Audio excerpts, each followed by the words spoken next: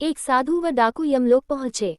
डाकू ने यमराज से दंड मांगा और साधु ने स्वर्ग की सुख सुविधाएं। यमराज ने डाकू को साधु की सेवा करने का दंड दिया। साधु तैयार नहीं हुआ। यम ने साधु से कहा, तुम्हारा तप अभी अधूरा है। मृत्यु के बाद एक साधु और एक डाकू साथ साथ यमराज के दरबार में पहुंचे। यमराज ने अपने बहीखातों में देखा और दोनों से कहा, यदि तुम दोनों अपने बारे में कुछ कहना चाहते हो तो कह सकते हो। डाकू अत्यंत विनम्र शब्दों में बोला, महाराज, मैंने जीवन भर पाप कर्म किए हैं।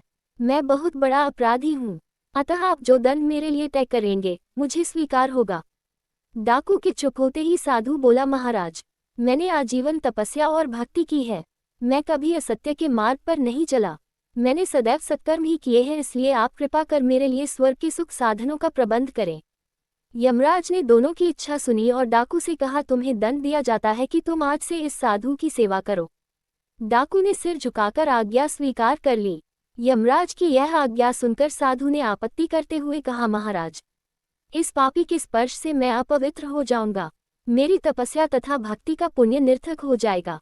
ये सुनकर यमराज क्रोधित होते हुए बोले, निरपराध और भोले व्यक्तियों को लूटने और हत्या करने वाला तो इतना विनम्र हो गया कि तुम्हारी सेवा करने को तैयार है, और एक तुम हो कि वर्षों की तपस्या के बाद भी अहंकारग्रस्त ही रहे और यह न जान सके कि सब में एक ही आत्मतत्व समाया हुआ है। तुम्हारी तपस्या अधूरी है, अतः आज से तुम इस डाकू की सेवा करो। Like, share, comment and subscribe my channel.